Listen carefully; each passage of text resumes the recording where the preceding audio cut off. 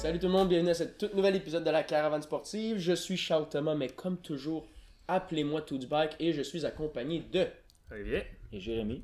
Comment ça va les boys? Ça va bien toi? Ça va super bien, merci. Aujourd'hui, on a plusieurs sujets sur lesquels on voudrait s'attarder. Donc on va toucher à plusieurs sports différents. Puis c'est ça, donc... Jay, je pense que tu voulais commencer avec un sujet... tu voulais parler football, je pense. Ouais, je vais commencer avec un petit peu de football. Comme vous le savez, on est à la semaine 3 dans la NFL. Et on a eu un peu de tout à date. Hein. Qui aurait prédit le début de saison de la NFL? Je pense que personne ici, en tout cas, parce qu'on l'a fait, notre prédiction. Oli? Moi j'ai dit vraiment de la merde. On a vu mes Les bons Texans Texans, 0 et 3. des saisons. Ouais, ben regarde, écoute, il y a des débuts à tout. Dans les Lions à Toto aussi, hein. Ils ont battu mes Pats cette semaine. Belle surprise pour mes Lions. La revanche de Matt Patricia, mais je veux juste souligner à quel point on était dans le champ, surtout. Là. Même les Bills qui ont surpris les Vikings. Puis mes Colts, ça va pas si mal, mes Colts. Une belle victoire contre les Redskins. Ils Mais... sont 1 et 2, les Colts. Absolument, 1 et 2. Tu sais, les Dolphins sont 3-0. Qui aurait cru? Les Bills ont écrasé les Vikings cette semaine 27-6. Incroyable. Et il y a eu 2 matchs nuls déjà depuis 3 semaines. Que dire des Buccaneers aussi qui Ouais, ils ont depuis battu le début les de la Eagles. saison. Battu les Eagles, battu les Saints. Ouais. Puis presque battu les Steelers. C'est pas des équipes de fond de classement. Ouais, non, je suis tout à fait d'accord. Puis la semaine passée, jeudi soir, la claque, je suis à la maison, je me dis, je vais regarder le football du jeudi soir dans la NFL. Mais là, je regarde la game, puis je me dis, ouh, ça sera pas extraordinaire. C'était un match Jets-Brown. Donc, déjà, ça commence pas bien. Mais là, je me dis, je vais aller écouter parce qu'il y a Sam Darnold. Au début de la saison, il y a 2 semaines dans le podcast, j'avais dit, j'allais regarder les jeunes carrières à l'œuvre. Fait que je me dis, je vais regarder Sam Darnold, tu sais, qui va faire son départ avec les Jets. Puis, je commence à regarder ça. Vraiment pas un match qui va passer à l'histoire. Sam Darnold connaît un début de match difficile, mais c'était quand même 14-0 à la fin de la première demi. À cause que Tyrod Taylor était carrément nul à chier. La première demi n'était pas finie, il était 4-14 pour 19 verges seulement. Fait que là, moi, je regarde ça, je me dis, je regarderai pas ça longtemps, cette game-là. Jusqu'à temps que je me rende compte que la foule était en train de crier We want Baker. Donc là, je me dis, on a peut-être quelque chose qui s'en vient ici. Tyrod Taylor, au même moment, se fait frapper. Il sort dans le petit cart, il s'en va pour la commotion cérébrale. Clac, clac. On a un match, ça commence à être intéressant.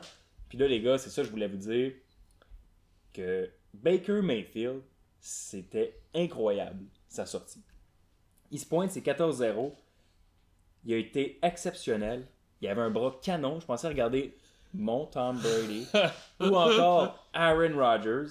Ça avait pas de sens, c'était incroyable. Il jouait comme un vétéran, pour vrai, Baker Mayfield. Il m'a impressionné. Puis, comparativement à Sam Darnold, je trouvais que c'était le jour et la nuit. Baker Mayfield, il décoche ses passes beaucoup plus rapidement. Il a un bras beaucoup plus puissant. Puis le momentum a changé. Les Browns, c'était une équipe complètement différente. Ils ont d'ailleurs remporté 21-17 ce match-là. Donc la remontée qui a été faite, c'était vraiment super. Puis en tout cas, ça m'a vraiment donné le goût de suivre les Browns un peu plus, mettons, cette année. Je ne commencerai pas à suivre les Browns, mais je vais les suivre un peu plus. Donc c'est ça, finalement, c'est devenu bien intéressant comme game. Le numéro 1 au total contre le numéro 3 au total. Honnêtement, là, c'est un petit échantillon. Là, c'était une demi, que la deuxième demi, mais Baker Mayfield, j'ai trouvé incroyable et j'ai hâte de regarder le prochain match de la semaine prochaine. Il joue pas contre une grosse équipe, il joue contre les Raiders, mais c'est sûr que c'est lui qui va jouer. Tyrod Taylor était complètement pas dans le game. Puis lui a tellement bien fait. Là. Ça va vraiment être... Je pense que les Browns là, sont pas à négliger pour le reste de la saison, surtout s'il est là, parce que quand il était là, le momentum était complètement différent. Ouais, puis c'était super le fun pour les fans des Browns, parce que la victoire a été à Cleveland. Puis c'est resté festoyé après le match. On dirait qu'ils avaient gagné une partie des séries éliminatoires, là, mais en même temps, on peut pas leur en vouloir parce qu'ils ont tellement eu depuis le début des années 2000, ça va tellement mal cette franchise-là. Fait que là, c'était vraiment beau à voir. Puis c'est leur premier choix au repêchage. Puis ils ont drafté souvent dans les premiers au cours des dernières années, puis ça n'a pas porté fruit. Fait que là, faut pas partir en peur non plus. Là. Je veux dire, il a joué quoi il a pas encore joué un match complet. Mais c'est vraiment de bon augure, puis c'est le fun pour les partisans des Browns. En parlant de jeunes corps arrière, là, comme ça, des recrues, qu'a dit du début de saison de Patrick Mahomes? Premier en ce moment pour les passes de touchdown, puis je pense 9e pour les verges, genre presque 1000 verges déjà en 3 semaines. C'est fou ce qu'il est en train de faire. Le 13 passes Je pense que j'ai vu aussi aujourd'hui, c'est un record pour le nombre de passes après 3 semaines d'activité dans la NFL. Je pense 168 toutes les carrières ensemble. C'est fou là, comment est-ce que ça a explosé offensivement. Mahomes, nouveau joueur, très jeune qui performe. T'as le vétéran à Tampa Bay, ça fait 3 matchs de suite qu'il lance pour 400 verges, Fitzpatrick. Mais Fitzpatrick, c'est un carrière qui va en vague. Comme depuis le début qu'on le regarde jouer, il va être explosif pendant 3 semaines, mais après ça, il va tomber vraiment médiocre pendant 3 autres semaines. Fait que j'ai hâte de voir. Mais tout ça pour dire que Mahomes, c'est incroyable. Il passe vraiment bien la transition du départ de Alex Smith. Puis, pour ce qui est des Bucks, on avait complètement tort de les avoir mis dans le fond du classement. Ça va bien leurs affaires. Fait on va voir ce que ça va donner plus tard. Tu commences-tu à douter des Patriots pour la première fois de ta vie? Comme à chaque fois, tu vas dire qu'ils vont gagner le Super Bowl. Les médias, dans le monde du sport, on en a beaucoup parlé. Là, ça fait beaucoup référence à la dernière année qu'ils ont gagné le Super Bowl. Ils avaient commencé l'année avec un match du lundi soir contre les Chiefs de Kansas City. Puis les Chiefs de Kansas City avaient anéanti les Patriots. Puis là, tout le monde avait dit c'est la fin pour Tom Brady, c'est plus ce que c'était, c'est la fin pour les Pats et tout ça. Et puis ils sont allés gagner le Super Bowl. Moi je pense que c'est exactement la même chose cette année. Les gens ont des doutes qui sont pas justifiés. Edelman va revenir. Josh Gordon va jouer. Il était pas en uniforme, l'ancien receveur des Browns, merci. Puis ils vont se replacer, ils vont faire des ajustements. Ils ont encore une assez bonne défensive. Tom Brady, il a eu une performance difficile, mais je peux te garantir qu'il va se replacer. Puis moi, je les vois aller loin en séries éliminatoires. D'autant plus que moi, je voyais comme grand opposant les Steelers de Pittsburgh. Puis les Steelers de Pittsburgh, ça va pas bien. Le'Veon Bell est toujours pas venu au jeu. Il y a toutes sortes de conflits avec Antonio Brown, entre autres. T'as l'impression que le coach Mike Tomlin est peut-être en train de perdre son vestiaire. Ça va pas super bien. Il performe en bas des attentes depuis le début. Donc, moi, je m'inquiéterais pas pour les fans des Patriots du tout. Ouais, c'est ça qu'on parlait de Le'Veon Bell. Là, ils cherchent même à voir le transiger. Là. Ils sont tellement pas sûrs de ce qu'ils veulent faire avec. Il y a plusieurs destinations possibles, dont mes Texans de Houston. Ça a l'air qu'ils sont intéressés à vouloir acquérir les services de Le'Veon Bell. Je pense que ça ferait pas de refus à 0-3. Aller chercher un bon running back de même. Malgré que je pense que Miller, c'est pas le pire non plus. Là. Celui qu'ils ont déjà, mais avoir Le'Veon Bell, ça change une attaque complètement. Ça enlèverait de la pression à Watson. Ouais, c'est ça. On pensait que les grands rivaux, ce serait les Steelers, mais qui aurait cru que c'est les Dolphins, le danger en ce moment. Mais tu sais, 3-0 dans la NFL, c'est une bonne petite avance quand même au niveau de... Quand t'es après 3 semaines, t'es 3-0, tu peux commencer à respirer un peu quand même. Puis quand t'es 0-3 ou 1-2, puis que t'es une équipe qui aspire à aller loin, ben c'est déjà un gros retard quasiment à surmonter, comme les Pats. Moi, je suis pas inquiet non plus, là. Mais quand même, là, c'est quand même... c'est pour ça que tu veux là, commencer 1-2, là, parce que sur 16 matchs, c'est quand même une bonne... C'est quand même déjà un retard. Là, tu sais. Ouais. Tu as tout à fait raison. Je pense que la seule équipe qu'on s'est pas planté, puis c'est toi, Jay, qui en parlait lors du dernier podcast, c'est les Rams de Los Angeles, qui eux performent comme tout le monde s'attendait, qui sont 3-0. Todd Gurley domine au sol. Goff a fait des excellentes performances, mais leur défensive aussi. Là, ils ont blanchi les Cards d'Arizona, entre autres. Ouais. Je sais que les Cards, c'est pas la meilleure formation, mais on a quand même un très bon porteur de ballon. On a encore Fitzgerald qui est là. Sam Bradford, c'est pas le pire carrière. Puis on les a limités à 0 points. Fait. Ça en dit long sur l'équipe des Rams, puis je pense que ça va être les favoris jusqu'à la fin, là, dans la nationale. Ben, il y a les Eagles aussi, on n'avait pas dit qu'elle allait gagner, mais les Eagles sans Carson Wentz, ils sont quand même bien débrouillés. Je pense qu'ils sont 2-1 en ce moment. Ils ont juste perdu contre les Bucks. Ouais, je pense qu'ils sont 2-1, puis là, Carson Wentz qui revient, monte un premier match correct, puis là, ça va partir la machine. Ça va se rendre loin, ça aussi, je pense. Ouais. Mes coachs sont bien parus contre Wentz.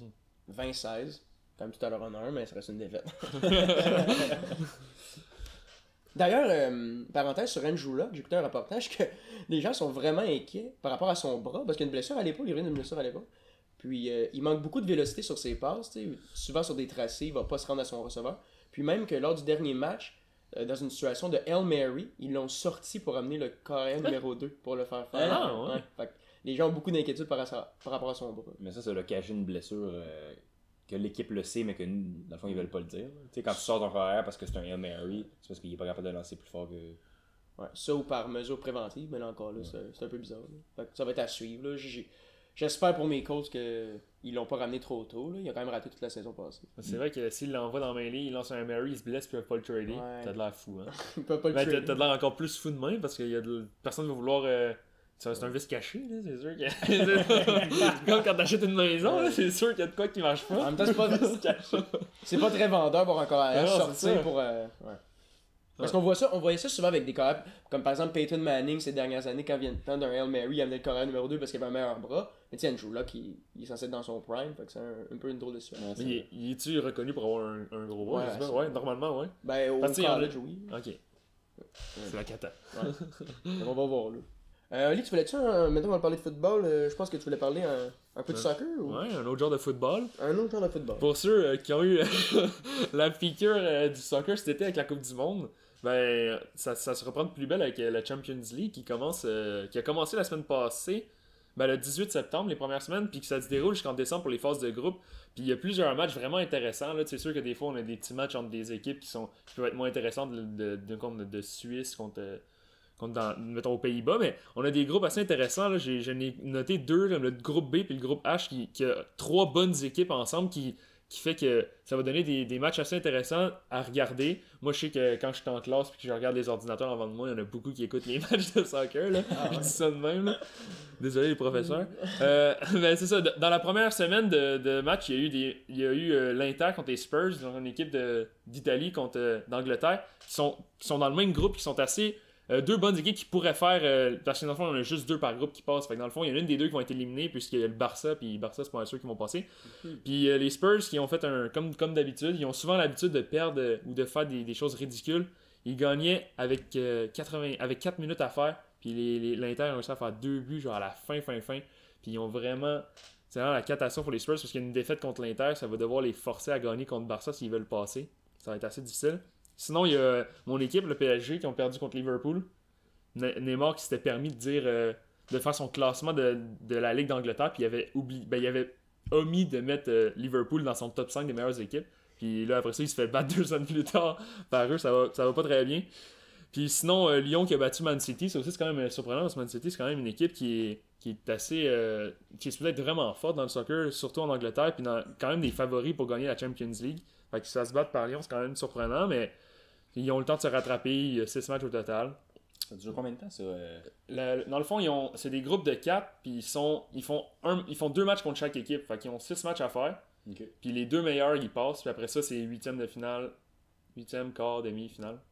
Bref, en tout cas, après ça, c'est une phase éliminatoire. Puis c'est ça, fait que souvent, il y a les matchs plus intéressants, c'est après, quand c'est la phase éliminatoire, là, parce que le groupe, souvent, il y a des petits clubs, puis il y a une bonne game, mais il y a les 2 autres groupes, c'est vraiment, Juventus contre Manchester United, qui vont jouer 2 fois contre, c'est quand même une grosse rencontre. Puis d'ailleurs, en parlant de Juventus, Ronaldo puis Messi, les 2 grands qui partent leur saison de Ligue des Champions, puis 2 façons complètement différentes. Hein. Messi, il joue le mardi, il a fait son petit match, un tour du chapeau, un record. Il fait son 8e tour du chapeau de la Ligue des Champions, c'est un record. Tandis que lui, Ronaldo, qui joue mercredi, carton rouge à la 29e minute. On s'entend qu'on parle pas sur des mêmes bases, mais tout le monde s'est moqué un peu de Ronaldo. Là. J'ai regardé l'action, puis c'était un peu bizarre, mais bon. Messi qui commence avec un tour du chapeau, Ronaldo avec une carton rouge. Sinon, on a eu la remise des prix pour le meilleur joueur FIFA de l'année. Luka Modric qui a gagné. Puis ça le propulse vraiment favori pour le Ballon d'Or. C'est qu'on a fait des paris là-dessus, mais Ballon d'Or. Ça, tu penses que ça a été solidement influencé par sa performance en Coupe du Monde ou c'est strictement de sa performance en club? Non, c'est vraiment tout qui est pris en considération, pareil comme le Ballon d'Or. Puis c'est sûr que champion de la Ligue des Champions, finaliste à la Coupe du Monde, puis dans les 2 équipes, il joue vraiment un immense rôle. Là. Souvent, quand on pense à Real Madrid, on pense à Ronaldo, Bale, on pense à Sergio Ramos, mais honnêtement, Modric, c'est vraiment un pilier de cette équipe-là. Là. Sans lui au centre avec Cruz puis Casemiro, c'est probablement un des meilleurs milieux. Puis même, on le voit, là, même avec la perte de Ronaldo, ils sont encore une excellente équipe, puis ils rivalisent très bien. Là. Puis Isco qui réussit à prendre la place quand même de Ronaldo à l'attaque avec Asensio. Fait il joue vraiment une part importante, puis c'est pas pour rien qu'une équipe comme la Croatie, là, je veux pas rien leur enlever, mais les Croates, il y avait vraiment pas une des meilleures équipes, puis se rendre en finale de même. Là. Ça en dit long, ça en dit long, ça, sur la performance qu'il a faite. Mais ça se peut-tu, j'ai entendu des commentaires négatifs là-dessus, un peu comme des gens qui disaient que ça aurait dû être, mettons, Ronaldo qui gagne. C'est ce qu'on parle les statistiques. Les 2 joueurs, c'est comme le jour et la nuit. Il y en a qui a 15 buts, l'autre il en a 1. Non, mais c'est sûr que c'est évident, c'est pareil comme si tu disais de comparer les points de genre Sidney Crosby puis de genre chez Weber. Là, c'est normal qu'il y en ait. Oui, là, il y en a un qui est évidemment meilleur dans mon exemple, mais dans le sens, il y en a un qui est en caractère défensif puis l'autre il compte des buts. Fait Modric, lui, son but dans une game, c'est pas de scorer 3 buts. Alors que Ronaldo, il a commencé quand il était jeune, il était plutôt un joueur électrisant, il faisait des petites feintes sur le côté, tout, mais maintenant il s'est vraiment transformé en scoreur pur. Là, comme maintenant, c'est rendu un attaquant, c'est plus un ailier, puis son but c'est vraiment de compter des buts, puis il réussit très bien, là, c'est un des meilleurs compteurs, mais si on compte ça aussi, Messi, il était même pas dans la liste courte, là, mettons, il était 3 à la fin, là, puis il était même pas nominé dans les 3 derniers, puis pourtant c'est Messi, je pense qu'il a fait le plus de buts en Europe l'année passée, fait que c'est plus juste les buts maintenant qui sont comptés. C'est ça, puis c'est le prix du meilleur joueur et non pas du meilleur buteur. Ouais. Puis comme le soccer, c'est tellement plus que juste compter des buts. Là. Souvent, sans rien enlever à Ronaldo, bien entendu, mais tu sais, souvent, c'est des joueurs qui vont être super bons sur la finition, mais ça veut pas nécessairement dire qu'ils ont construit le jeu. Alors que Modric, on l'a vu à la Coupe du Monde, il va gérer le milieu, il va souvent amorcer les attaques puis contrôler le tempo. Beaucoup. Ouais, c'est ça. Fait que là, Modric serait favori pour le Ballon d'Or. D'ailleurs, la cérémonie, c'est le 3 décembre, donc c'est quand même bientôt. Mais depuis 2007, il n'y a eu aucun autre gagnant du Ballon d'Or que Messi et Ronaldo. 2007. C'est Ronaldo et Messi qui se l'échangent depuis ce temps-là. C'est vraiment impressionnant. Le dernier à l'avoir gagné avant Messi, c'était Kaka, pour dire à quel point il joue dans MLS maintenant. Il est plus proche de gagner le Ballon d'Or. Puis, même en 2007, Ronaldo et Messi étaient 2 et 3. Donc, ça remonte à 2006, la dernière fois qu'ils n'ont pas été nominés dans les 3 derniers. Fait que c'est vraiment... Si Modric gagne, ça va être vraiment un changement d'air. Tu sais, veux pas, Messi et Ronaldo commencent à se faire un peu vieux. Là. Ils ont passé le cap de la trentaine. Mais ça reste des joueurs extraordinaires. Vieux pour des joueurs professionnels de soccer, tout le monde. Oui. Auditoire. Puis pour finir la portion soccer du truc, il reste encore des matchs intéressants de l'Impact qui peuvent peut-être faire les séries pour la première fois. Je pense que ça fait 2 ans qu'on rate les séries, ou peut-être l'année passée, l'autre année d'avant, on les avait faites. Mais là, on est en 6e position, dernière position qui donne accès aux séries éliminatoires, donc c'est quand même intéressant. Puis là, on a un match crucial ce samedi contre DC United. Là, ce samedi, c'est dans 2 jours, je crois. 2 contre Wayne Rooney. Contre Wayne Rooney. Eux sont 7e DC United, donc si on perd d'autant...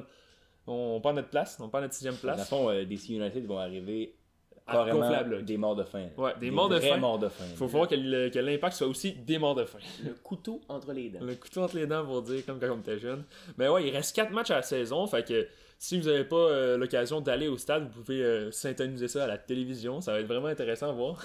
Puis regarder des séries, quand c'est pas le Canadien, je sais que ça suscite moins l'intérêt, mais au moins il y a une équipe qui fait des séries à Montréal. Ce sera pas les Alouettes non plus. Pour tout le respect. Pour tout le respect. Menzel. Ouais. Donc c'est ça, la petite portion soccer. Super, me permettez-vous allez-y. de poursuivre avec mon sujet? Récemment, comme à chaque année, quelques semaines, quelques jours avant le début des camps d'entraînement dans la NBA, dans l'Association nationale de basketball, ESPN, le réseau de sport américain, offre toujours une liste des 100 meilleurs joueurs pour la prochaine saison. Puis à chaque année, ça fait beaucoup jaser, et cette année ne fait pas exception, parce que après avoir regardé le top 100, il y a beaucoup de choix que j'ai trouvé assez intéressants, voire choquants. Premièrement, je vais pas parler, pour mes amateurs de basketball, de Porzingis ou encore de DeMarcus Cousins ou même de Kawhi Leonard, tout simplement parce que je suis d'avis que le fait qu'ils soient plutôt représentés bas dans le top 100 alors qu'ils sont dans les meilleurs joueurs de la ligue, c'est tout simplement à cause de leurs blessures, puis qu'on sait pas de quelle manière ils vont revenir, donc ça, j'en parlerai pas. Moi, ce qui m'a beaucoup impressionné, c'est de voir le meneur des Celtics de Boston, Kyrie Irving, qui est 20e meilleur joueur seulement selon ESPN, alors qu'un joueur comme Draymond Green, des Warriors de Golden State, est 16e. Oli, je sais pas si vous voulez jaser là-dessus. Klay Thompson est 19e. Je sais pas qu'est-ce que t'en penses. Ben là, c'est sûr que Draymond Green, on en a parlé un peu aussi, là, il est un peu considéré, je pense, surestimé à cause de la situation dans laquelle il est. Je pense que ça le fait bien paraître, le fait d'être entouré de... Parce qu'il n'a jamais joué un match sans Curry et Klay. Fait que ça le fait bien paraître niveau offensif. Ils disent que c'est parce qu'il veut pas prendre le rôle offensif, mais qu'il pourrait. C'est juste parce que, tu sais, Curry et Klay à la base, maintenant tu rajoutes KD. Mais tu sais, c'est juste parce qu'eux, ils font la part du boulot à l'attaque, fait que lui, il se concentre sur la défense. Mais je suis persuadé que si lui, il signe ailleurs à la fin de son contrat, il est pas capable de faire 20 points par game. Là, c'est vraiment pas un 16e meilleur joueur de la ligue. Là. Ouais. C'est haut, là. Ouais, puis moi, je suis un peu tanné de... Je trouve qu'il est extrêmement surestimé. Je veux pas y enlever, mais on dirait que... Parce que c'est un joueur qui est très original dans la mesure où c'est pas ton marqueur de points traditionnel, ou c'est pas un joueur qui rentre dans les normes, puis qui est pas... c'est ça, comme les autres vedettes. On dirait qu'on a toujours tendance à dire « Ah, mais il est indispensable étant donné son énergie, sa passion pour le sport. » Mais au final, moi, je suis pas d'accord de dire que c'est un meilleur joueur que Klay Thompson, qui, au moment quand va être le temps de prendre la retraite pour Klay Thompson, je pense qu'il va finir comme étant le deuxième meilleur shooter de tous les temps, derrière Steph Curry. Donc, il y en a beaucoup d'autres, mais je pense à ce point-là, que Klay Thompson est dominant. Puis on a tendance à toujours le balayer du revers de la main pour dire que Draymond Green, c'est vraiment le quatrième meilleur joueur ou le troisième meilleur joueur de l'équipe. Alors que pour moi, Klay Thompson est bien supérieur. Puis outre le fait que ce soit probablement un des meilleurs shooters, c'est aussi, il pourrait être dans une équipe défensive de l'année à chaque fois, là, parce qu'il défend tout le temps sur le meilleur joueur, ce qui enlève de l'énergie, qui empêche de dépenser de l'énergie à Curry, parce que souvent le meilleur joueur c'est un meneur, là, souvent. Là. Fait que là, Klay qui réussit à défendre sur lui, en plus d'amener sa part de travail, c'est moi la plus belle performance. Je pense qu'une des performances les plus impressionnantes que j'ai vues de ma vie d'un joueur de basket, c'est Klay, justement, c'est 37 points en un quart. Là. Ouais. Ça avait aucun sens. Là. Tu regardais ça, là, il faisait juste, il leur donnait le ballon, il montait, il shotait, il donnait le ballon, il montait, il shotait. Fait que tu sais, je pense vraiment qu'il est sous-estimé, Klay, autant que Draymond il est un peu surestimé. Puis pour ce qui est de Kyrie, je pense que Kyrie, sa blessure, je pense aussi, a nuit un peu dans le même titre que Porzingis puis Cousins, parce qu'il a quand même raté presque la moitié de la saison l'année passée. Parce que sinon, tu sais, si on compare avec Damian Lillard qui est 10e, là, je pense que Kyrie, il serait dans ces alentours-là aussi s'il n'avait pas été blessé, là, parce que c'est un joueur extrêmement bon offensivement. Ouais, je pense que tu as tout à fait raison par rapport à Kyrie. Mais moi, vraiment, sur quoi je voulais m'attarder, c'était le top 5. Qui est là la partie particulièrement choquante selon moi. ESPN nomme LeBron James comme étant le meilleur joueur de la ligue. Bon, ça, j'ai aucun problème avec ça. Le problème, c'est que Kevin Durant est pas deuxième sur la liste, et pas troisième non plus sur la liste. Il est quatrième meilleur joueur de la NBA selon ESPN. Non seulement ça, mais ils l'ont mis sur un pied d'égalité avec le joueur des Bucks de Milwaukee, Giannis Antetokounmpo. Puis là, ça, j'ai un immense problème parce qu'on dit que Curry est le deuxième meilleur joueur de la ligue, Harden troisième, Durant, Giannis Antetokounmpo, que j'ai nommé égalité. Puis je trouve que ça n'a aucun sens parce que de dire que Durant n'est pas le deuxième meilleur joueur, c'est vraiment quelque chose que je pense pas qu'il peut être discutable. Parce que Durant, il y a beaucoup de gens qui disent que ça pourrait être le meilleur joueur de la ligue puis qu'il pourrait être supérieur à LeBron. Et moi, j'étais pas du tout d'accord avec ces gens-là, mais je suis d'avis que ces gens-là sont plus près de la vérité qu'ESPN qui affirme que Durant est quatrième meilleur joueur. Durant, il fait 7 pieds. C'est le meilleur scoreur, le meilleur marqueur de points de la ligue. Il est dominant en défense, surtout depuis son arrivée avec les Golden State Warriors. C'est un shooter 1000 fois supérieur à Antetokounmpo. Il manie le ballon extrêmement bien pour un joueur de son gabarit. Puis, tout le monde parle que ses statistiques ont un peu baissé de l'époque du Thunder, mais c'est parce qu'il vient d'arriver avec une équipe avec tellement d'offensives. Puis justement, je trouve que ça va beaucoup à son mérite parce que malgré le fait qu'il soit avec des Steph Curry, Klay Thompson, là il va jouer avec Boogie cette année, mais il est capable de s'adapter à des équipes comme ça. C'est pas toutes les vedettes dans n'importe quel sport qui arrivent avec des équipes avec beaucoup de firepower, si vous me permettez l'expression, puis qui vont s'adapter. Souvent, il va pas avoir assez de ballons pour tout le monde. Durant, c'est super bien adapté, donc je pense que c'est tout à son honneur. Puis, moi, tu me connais, Oli, je suis vraiment pas le plus grand fan de Kevin Durant, oh que non, mais de dire que c'est pas le deuxième meilleur joueur pour moi, ça n'avait aucun sens. Puis ça me fâche plus loin que juste le sport, parce que je trouve que, tu sais, dans les médias en général, je suis pas naïf, c'est absolument impossible d'avoir l'objectivité, tu sais, c'est impossible. Je veux dire, t'écoutes TVA, t'écoutes Radio-Canada, ça n'a rien à voir. Aux États-Unis, c'est encore pire en Fox puis CNN, pardon. Mais tu sais, quand on arrive de faire un top 100 dans le monde du sport, tu sais, je m'attends à ce qu'il y ait un peu d'objectivité ou dans le sens qu'on s'approche le plus possible de la vérité.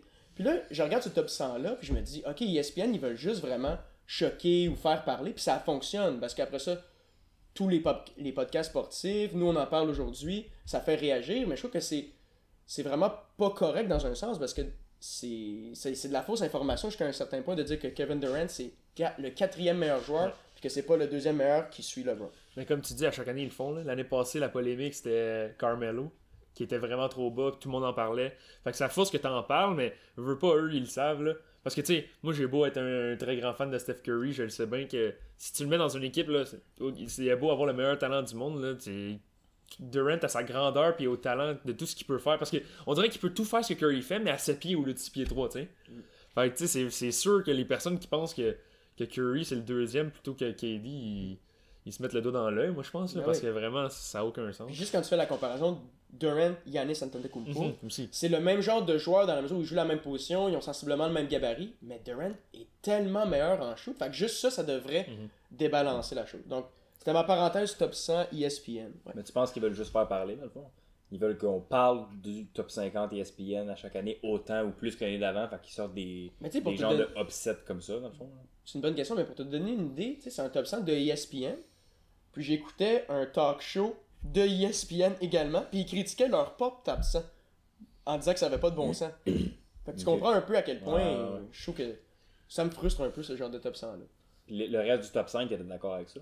Le reste du top 5, ben c'est sûr que là, ça j'ai pas de problème avec ça parce que de dire Curry, Harden, bon j'aurais peut-être pu mettre un Westbrook là-dedans, mais pour ce qui est du top 10 dans son ensemble, ça avait beaucoup de sens. Mais c'était vraiment le fait de voir Durant 4e qui m'avait sauté aux yeux.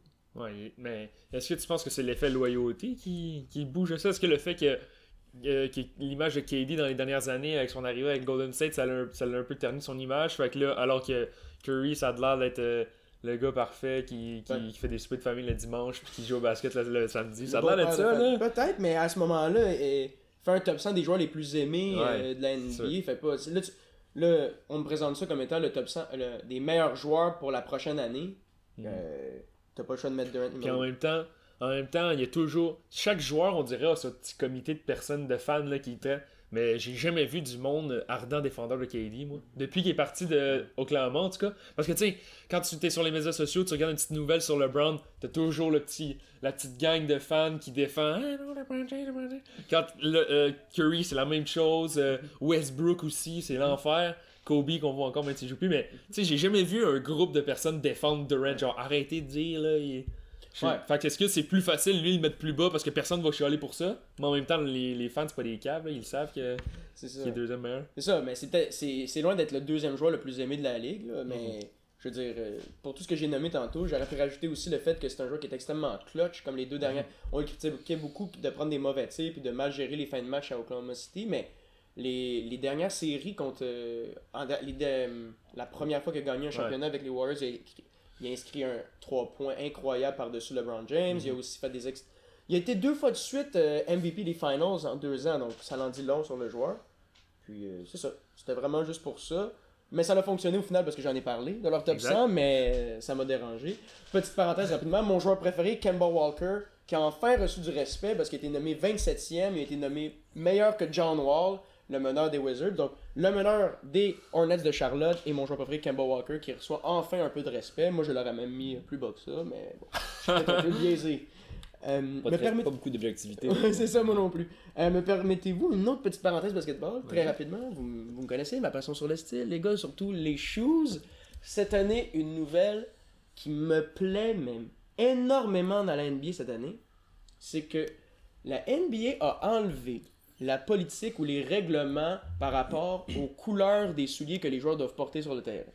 Puis pour ceux que ça surprend comme sujet, le footwear ou le port des souliers dans la NBA, c'est quelque chose de vraiment très très très populaire. Il y a beaucoup de fans qui regardent les matchs juste pour voir justement qu'est-ce que PJ Tucker ou qu'est-ce que LeBron va porter ou qu'est-ce que Curry, Harden, pour voir tous les nouveaux souliers qui sont dans le marché. Puis avant c'était très strict dans la mesure où les joueurs devaient absolument matcher, en bon français, les couleurs de leur chandail, de leur uniforme. Et cette année, ils vont avoir carte blanche. Fait qu'un joueur des Spurs, où son chandail est noir et blanc, va pouvoir porter des souliers orange fluo s'il veut. Puis ça va donner beaucoup de créativité. Puis ça, en tant que fan de souliers, personnellement, ça va être incroyable. Mais c'est drôle comment t'as dit ça, parce que t'as énuméré juste des vedettes, mais t'as aussi énuméré PJ Tucker. Ouais. Ouais. Parce que pour ceux qui connaissent ça, là, ils savent que certains joueurs ont vraiment un meilleur game de shoeswear. Ouais. C'est ça, j'allais dire, PJ Tucker, c'est qui? C'est ça. PJ Tucker, ben, j'enlève rien à PJ Tucker, c'est un très bon joueur défensif pour les Rockets, mais c'est surtout un joueur qui est reconnu pour toujours amener des souliers extrêmement spectaculaires ou extrêmement beaux sur le terrain. Il va amener des rétros, des souliers rétros, il va amener des souliers qui sont pas encore sur le marché. Puis lui avait tendance à porter des souliers particulièrement extravagants malgré le règlement strict de l'NFL. Fait qu'il devait payer une amende, mais il s'en foutait. Il portait quand même les souliers à couleurs différentes. Donc là, il va devoir PJ Tucker, qu'est-ce qu'il va porter. Il y a d'autres joueurs comme lui, comme Nick Young aussi, qui sont là juste pour leur style quasiment. Fait que ça va être super agréable de voir ça. Je sais que t'en as nommé 2, là, mais si t'avais à nous faire un top 5 des joueurs que tu trouves qui sont les plus. Oh wow! Qui ont le meilleur game Rapidement. de shoes. Ouais, vite comme ça. Là, PJ Tucker, c'est définitivement numéro 1. Là. Il a déjà porté des Yeezy pour mes fans de souliers, il a déjà porté des Yeezy pendant un match. T'as J.R. Smith, qui des fois portent les souliers à Kobe, des fois portent les souliers à LeBron, des fois portent des souliers Jordan rétro. Ces trois-là, c'est vraiment trois que j'adore regarder, ouais. Ah ouais, les joueurs, ils portent les souliers de d'autres joueurs. Ouais, Tu sais, ouais, ils ont parce pas que tout leur- puis J.R. Smith, c'est une très bonne question, parce que J.R. Smith s'était fait poser cette question-là par des journalistes, il disait, ça te fait quoi de porter, tu sais, tu joues avec LeBron ou tu joues, il jouait parce que Kobe a pris sa retraite, mais tu jouais contre Kobe puis tu portais ses souliers, puis il disait, ouais, mais je leur dis toujours la même chose, c'est peut-être que je porte ton soulier, mais il me va mieux à moi qu'à toi. Il dit ça tout le temps, ouais. C'est sa petite manière de trash talker. Puis il va avoir besoin de porter des super bons souliers avec la fin de saison qu'il y a eu J.R. Smith la saison passée, pour tout le respect. Mais ouais, donc sinon, rapidement comme ça, c'est vraiment ces trois joueurs-là. Mais ouais, si j'y pense à d'autres, je te le dirai. Est-ce que vous aviez d'autres sujets que vous aimeriez... Ouais, ben moi je voulais souligner, je vais pas prendre trop de temps, mais j'aimerais ça souligner quand même l'exploit qui a été réalisé par Tiger Woods en fin de semaine, les gars. Tigers. Tiger, on le sait, il y a eu des moments difficiles dans les dernières années. Mais là, retour cette saison à la compétition. Ça a commencé tranquillement, il s'est amélioré rapidement, il a retrouvé son rythme. Puis là, remporte le dernier tournoi de la saison contre les meilleurs joueurs au monde. On s'entend, là, c'est 5 ans après sa dernière victoire. Il y a eu, dans ces années-là, il y a eu plusieurs opérations au dos. Il y a aussi eu beaucoup de problèmes conjugaux. Il y a eu des problèmes justement avec les médicaments en lien avec ses douleurs au dos. Ce gars-là, il a vraiment connu c'était quoi être au sommet. Après ça, il a connu les bas-fonds. Il savait même pas s'il allait rejouer à cause de ses blessures au dos. Du jour au lendemain, il passe de demi-dieu à avoir son visage dans les journaux puis se faire passer pour un sale, là, autrement dit. Fait que, Tiger Woods, il y a beaucoup de mérite aussi pour le golf en général. Il n'y a personne qui a jamais rien fait comme Tiger Woods pour le golf. Il a propulsé le golf à un autre niveau. C'est vraiment grâce à lui que les joueurs aujourd'hui peuvent avoir des gros chèques quand ils gagnent les tournois. Parce qu'avant que Tiger se joigne au golf, il n'y a personne qui écoutait ça. La preuve, c'est que en fin de semaine, pour la ronde finale du dimanche, si on compare avec l'année passée au même tournoi, les codes d'écoute étaient 190% plus élevés que l'année passée. Aïe, aïe.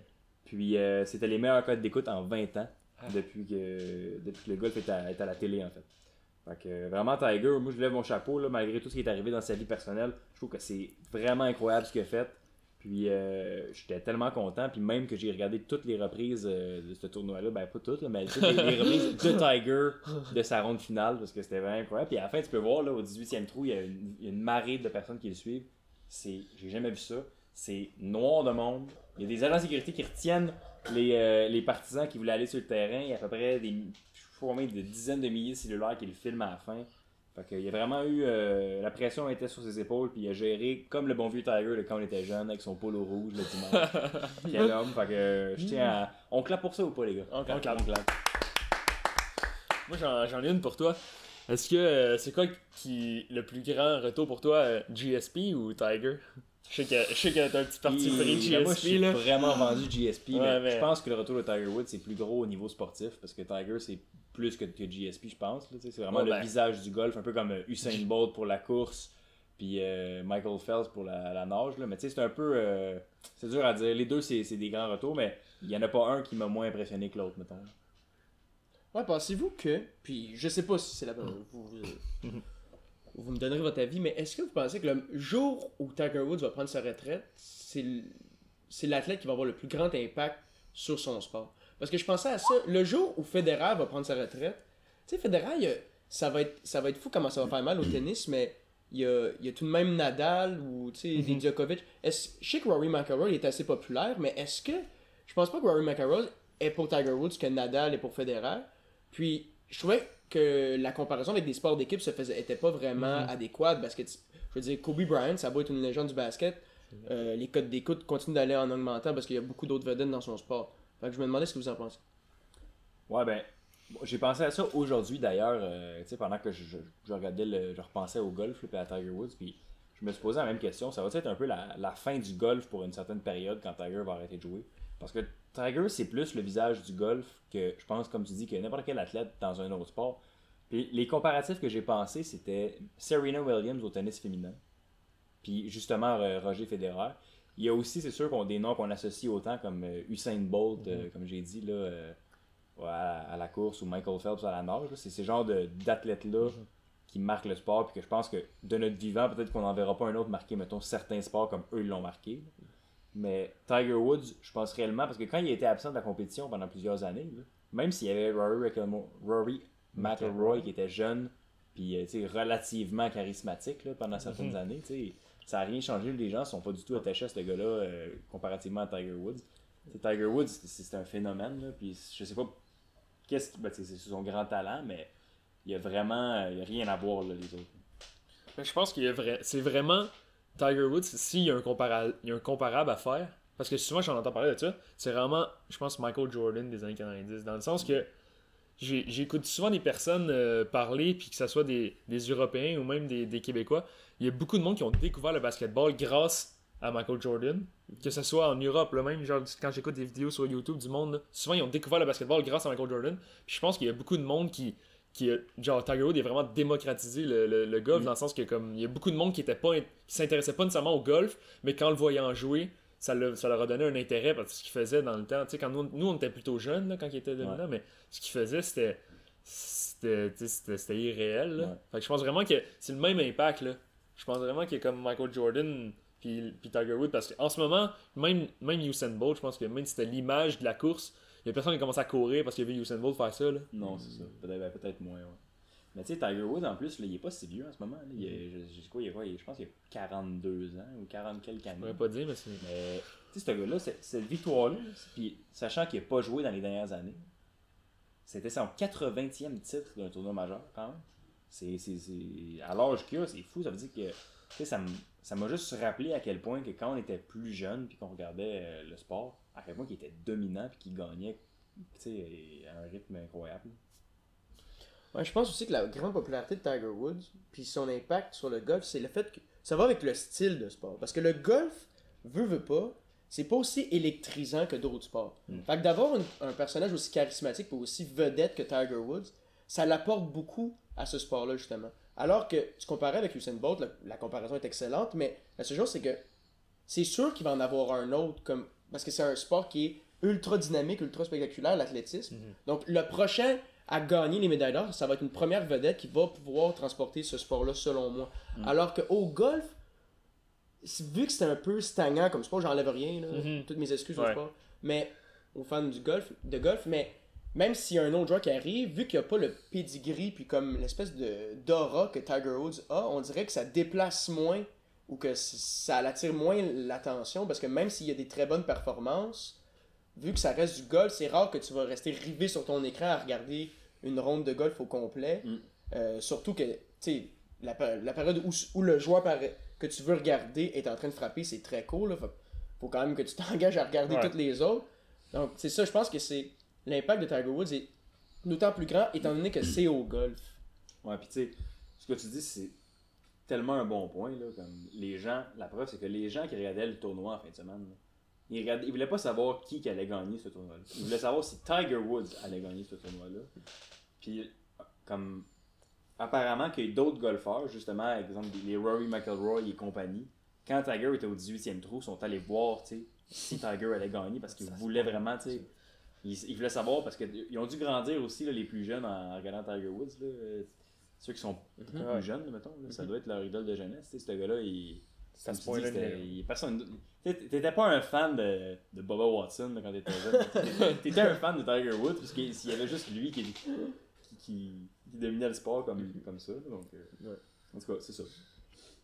Est-ce que t'avais un autre sujet, Ali, que tu l'as. Ou ça complète pas mal? Ça complète bien. Ben moi, j'aimerais passer un petit shout-out, une petite dédicace aux Red Sox de Boston. Il y a 107 victoires, 51 défaites. Saison absolument incroyable. Donc, est-ce qu'on clappe pour ça? Pour les Red Sox, bravo pour les Red Sox. Il va y avoir des rageux qui vont dire ouais, mais il n'y a pas de masse salariale. Bon, ok. On en parlera dans un autre podcast. Est-ce qu'en série, ils vont jouer contre le gagnant des. Comment ça marche? Il y a les Aces contre les Yankees. Présentement, c'est ça. C'est les Aces puis les Yankees qui vont s'affronter dans un match suicide. Malgré que les Yankees ont une très bonne saison. Mais aussi, je voulais souligner les Astros. Quand même, parce qu'on parle beaucoup des Red Sox. Mais les Astros, présentement, 100 victoires, 57 défaites. Donc, une autre équipe pour laquelle on peut clapper. Les Astros, je pense qu'ils vont être à surveiller. Puis, petite parenthèse comme ça, parce que vous me connaissez, je m'intéresse au baseball. Là. Je pense que les Astros en série peuvent surprendre les Red Sox. C'est le meilleur groupe de lanceurs, je crois. Je pense que sont incroyables. En plus, ils ont ajouté Osuna comme closer.